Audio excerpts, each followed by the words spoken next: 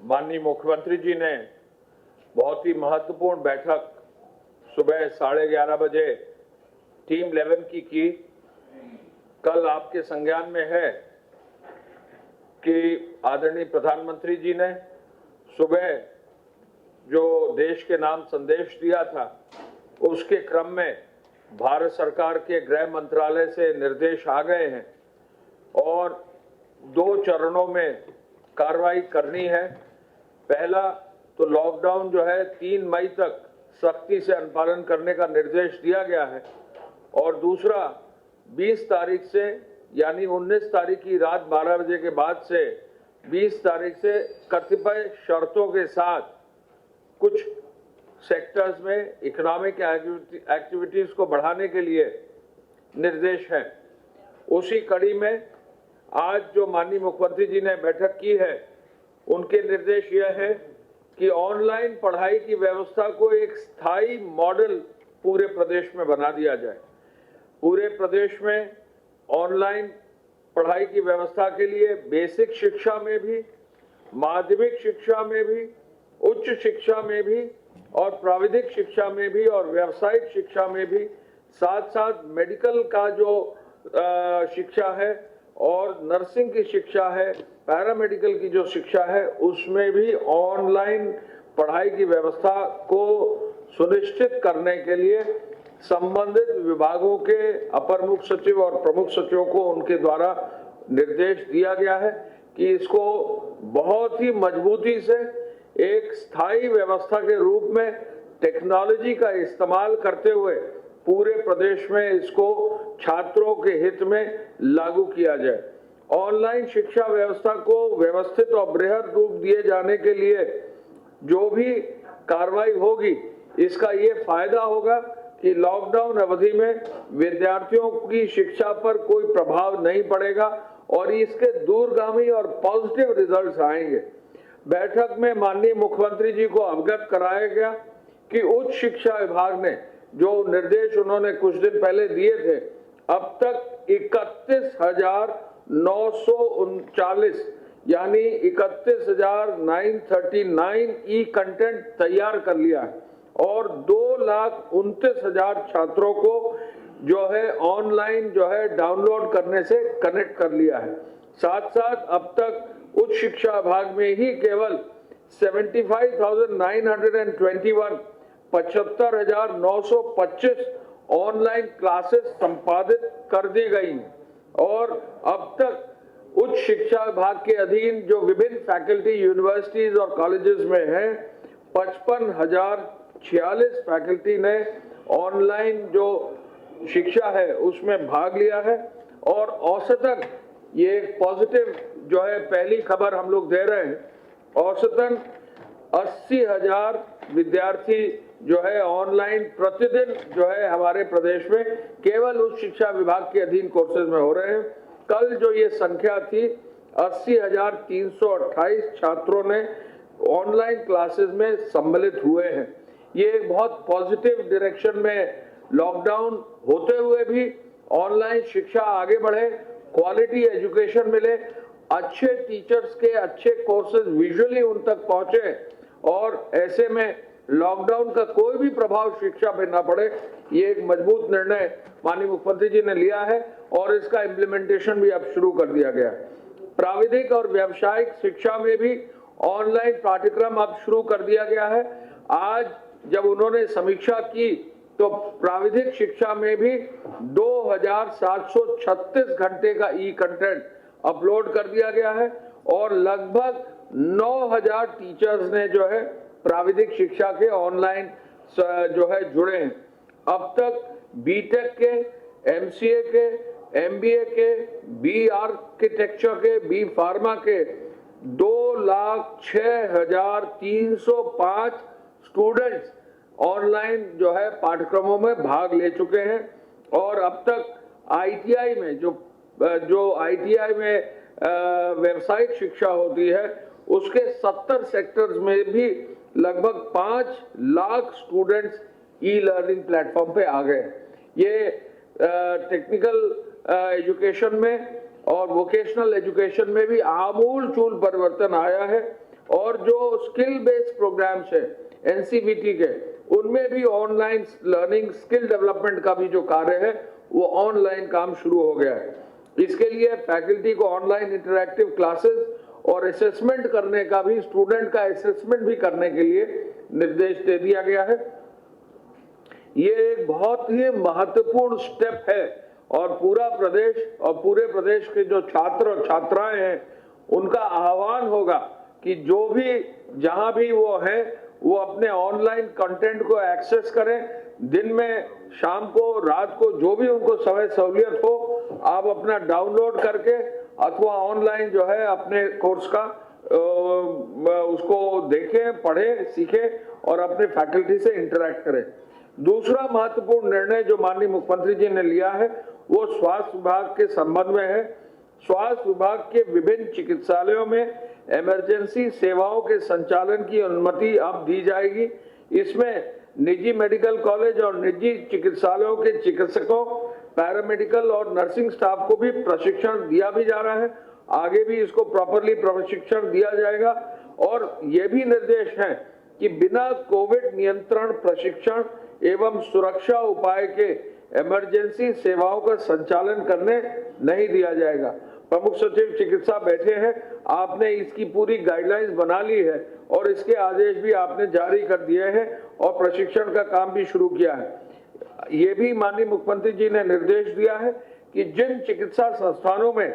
Staff के संक्रमण की सुरक्षा के सभी प्रबंध होंगे और डॉक्टरों सहित सभी चिकित्सा कर्मी प्रशिक्षित होंगे, वहीं इमरजेंसी सेवाओं का संचालन अनुमन्य होगा। इमरजेंसी सेवाओं के संचालन के लिए चिकित्सालयों को 2 श्रेणी में विभक्त किया गया है, वर्गीकृत किया गया है। एक कोविड केयर अस्पताल होंगे, एक जो नॉन कोविड केयर अस्पताल होंगे और ऐसे में नॉन कोविड केयर अस्पतालों में शेष रोगों के बारे में जो इमरजेंसी की सेवाएं हैं वो उपलब्ध होंगी। आप लोगों ने भी संज्ञान में लाया है, कुछ जगहों पर इमरजेंसी की सेवाओं का जो है व्यवस्था की जानी है, तो ये निर्देश माननीय मुख्यमंत्री जी ने आज दे दिया। माननीय मुख्यमंत्री जी ने एक निर्देश और भी बड़ा महत्वपूर्ण दिया है, वो ये है कि एमबीबीएस के जो फाइनल ईयर के छात्र हैं वो लगभग अपना कोर्स पूरा कर चुके हैं। इसी के साथ साथ जो नर्सिंग के छात्र हैं जो अपना फाइनल ईयर में हैं, उनको भी स्वास्थ्य के कार्यों में जो है योगदान अपना देने के लिए निर्देश निर्गत करने का आदेश उन्होंने प्रमुख सचिव चिकित्सा शिक्षा को दिया है और ये आदेश भी अब जारी कर दिए गए हैं, जिससे कि एक एडिशनल मैन पावर और यंग मैन पावर जो है, यूथफुल मैन पावर, जिनको इस समय महामारी के समय अगर ट्रेनिंग करके काम करने का मौका मिलेगा तो लॉन्ग टर्म में उनका एक्सपीरियंस का भी फायदा होगा। ये भी निर्देश आज उन्होंने दे दिए हैं। आपको संज्ञान में है कि भारत सरकार ने जो गाइडलाइंस जारी की है उस क्रम में माननीय मुख्यमंत्री जी द्वारा आज निर्देश ये दिए हैं कि जैसा भारत सरकार ने आदेशित किया है अपनी गाइडलाइंस में, उसके अनुरूप निर्माण कार्य पर भी अब अनुमति होगी 20 अप्रैल से, यानी 19 तारीख की रात 12 बजे के बाद 20 अप्रैल से की तारीख से बड़े निर्माण कार्यों को प्रारंभ किए जाने की अनुमति कतिपय शर्तों के अधीन प्रदान किए जाएंगे। ये निर्देश माननीय मुख्यमंत्री जी ने दिया है। इन परियोजनाओं में सड़क, एक्सप्रेसवे, हाईवे, मेडिकल कॉलेज का निर्माण, बड़े हाउसिंग प्रोजेक्ट्स का निर्माण, ये जो है उसमें शामिल है। इसके साथ साथ भारत सरकार द्वारा यह भी निर्देशित किया गया है कि ऐसे परियोजनाओं से जुड़े हुए इंजीनियर और श्रमिकों की जो है चिकित्सकीय व्यवस्था भी हम इंश्योर करेंगे, सोशल डिस्टेंसिंग भी इंश्योर करेंगे और ये भी पालन कराएंगे कि वो जो भी निर्माण कार्य करें वहीं विद इन दी परिसर जो है उनके रहने और खाने पीने की व्यवस्था हो, जिससे कि कहीं किसी को बहुत मूवमेंट करना ना पड़े। ये एक महत्वपूर्ण निर्णय माननीय मुख्यमंत्री जी ने आज अपनी बैठक में दिया है। इसकी भी डिटेल गाइडलाइंस और अनुमति और आदेश शासन से जारी जल्दी ही किए जा रहे हैं। हम ये भी आपको बताना चाहेंगे कि जहां ये निर्माण कार्य शुरू होंगे तो इकोनॉमिक एक्टिविटी तो बढ़ेगी, वहां जो हमारे कामगार हैं, जो वहां हमारे रोजगार प्राप्त करने वाले मजदूर हैं, उनको भी फिर जो है गेनफुली एम्प्लॉय कर दिया जाएगा और इससे काफी हद तक जो है हमारा प्रदेश भी विकास की राह पर आगे बढ़ेगा। उद्योग विभाग के लिए पहले ही आपको मालूम है, मैं डेली आपको बता रहा हूं कि दवा के जो मैन्युफैक्चरिंग के जो यूनिट्स हैं, मेडिकल सुरक्षा से जो जुड़े हुए यूनिट्स हैं, आटा मिल है, दाल मिल है, राइस मिल है, इसके साथ साथ आवश्यक वस्तुओं से जुड़े हुए जो सामग्री के निर्माण के उद्यम है, उनको पहले ही प्रदेश सरकार ने अनुमति जारी कर रखी है। ईंट भट्टों के लिए भी पहले ही अनुमति जारी कर रखी है। चीनी मिल के लिए और फूड प्रोसेसिंग, खाद्य प्रसंस्करण से जुड़ी इकाइयों को भी अनुमति जारी कर रखी है। अब माननीय मुख्यमंत्री जी ने ये कहा है कि जो भारत सरकार की नई गाइडलाइंस आई हैं, उसके अनुसार नई अनुमति 20 अप्रैल से ऐसे औद्योगिक इकाइयों को दिया जाएगा जो एक इंटीग्रेटेड कॉम्प्लेक्स के अंदर 4 दीवारी के अंदर स्थित है, यानी वो पूरी तरह से एनसर्कल्ड है और उनके टेक्निकल व अन्य कर्मचारी साइट पर ही उपलब्ध है और ऐसे इकाइयों को सोशल डिस्टेंसिंग के पालन के साथ संचालित किए जाने की अनुमति रहेगी। कर्मचारी तथा अधिकारियों को लाने ले जाने के लिए विशेष बस की व्यवस्था भी सोशल डिस्टेंसिंग फॉलो करके उसका भी पालन करने का निर्देश होगा। तो ये भी एक बहुत महत्वपूर्ण निर्णय है कि हमारे प्रदेश में जो औद्योगिक इकाइयां एक निर्धारित परिमीटर में है, एक निर्धारित जो है एरिया में है, 4 दीवारी से घिरी हुई है, वो अगर अपने स्टाफ की और अपने कर्मचारियों की व्यवस्था कर लेती हैं तो उनको भी अनुमति अब जो है 20 तारीख से दे दी जाएगी। ऐसा निर्देश सभी जिला प्रशासन और पुलिस को और जनपद स्तरीय अधिकारियों को दे दिया जाएगा। जो अन्य महत्वपूर्ण निर्णय है वो भी हम आपको बता दें। आपको मालूम है कि 10 से 4 बैंकों ने जो है अपना कार्य किया है। छुट्टी के दिन भी हमारे बैंक के सीनियर ऑफिसर्स ने, बैंक के कर्मचारियों ने काम किया है और हम ये बहुत ही क्लियरली राज्य सरकार की ओर से, माननीय मुख्यमंत्री जी की ओर से कहना चाहेंगे कि बैंकों के स्टाफ ने उत्तर प्रदेश के अंदर जो सहयोग हमारे प्रदेश के लिए दिया है, जो कामगारों के लिए सहयोग दिया है, जो मनरेगा मजदूरों के लिए सहयोग दिया है, जो जनधन योजना में महिलाएं गई हैं उनका सहयोग दिया है, वो एक अपूर्णीय सहयोग है और उसके लिए निश्चय ही राज्य सरकार, प्रदेश सरकार, माननीय मुख्यमंत्री जी स्वयं बैंकों की तारीफ कर चुके हैं। एक नया कार्य जो है शुरू करने का आज ही से निर्देश दिया है माननीय मुख्यमंत्री जी ने। स्टैंप और रजिस्ट्री की शर्तों के अधीन ई ऑनलाइन जो है स्टैंप रजिस्ट्री करने के लिए ये निर्देश आज जारी कर दिए गए, यानी रजिस्ट्री और स्टैंप खरीदने और बेचने का कार्य आज से शुरू हो गया है। प्रदेश में जो भी रुके हुए स्टैंप या रजिस्ट्री के काम है वो अब शुरू हो जाएंगे। सब रजिस्ट्रार ऑफिस जो है विद इन सोशल डिस्टेंसिंग और बहुत मिनिमल कर्मचारियों के साथ उसको कार्य करने की अनुमति स्टैंप डिपार्टमेंट द्वारा माननीय मुख्यमंत्री जी के आदेशानुसार कर दिया गया है। न्यूनतम स्टाफ के साथ कार्यालय भी जो है खोलने के आज से आदेश हो गए हैं। ये आदेश हुए हैं कि जो भी सचिवालय है उसमें माननीय मंत्रीगण अपने प्रमुख सचिव या अपर मुख्य सचिव का जो निर्देश उनका होगा वो अपने हेड ऑफ डिपार्टमेंट और कौन कौन बहुत ही न्यूनतम जो अधिकारी कर्मचारी हैं उनको किनको बुलाना है, ये आदेश भी निर्गत कर दिए गए हैं। पूरे प्रदेश में आज निर्देश ये दिए गए हैं कि petrol pump, CNG, LPG, PNG के जो भी आउटलेट्स है वो खोल दिए जाए। पुनः इस पर बल यह दिया जाएगा कि पेट्रोल और डीजल का जो भी वितरण हो उसमें सोशल डिस्टेंसिंग फॉलो हो। जिला प्रशासन पहले ही खुला था, लेकिन जिला प्रशासन के अधीन कोषागार को खोलने का भी निर्देश दिया गया है। मंडियां पहले से खुली है और मंडियों में सोशल डिस्टेंसिंग का निर्देश भी है।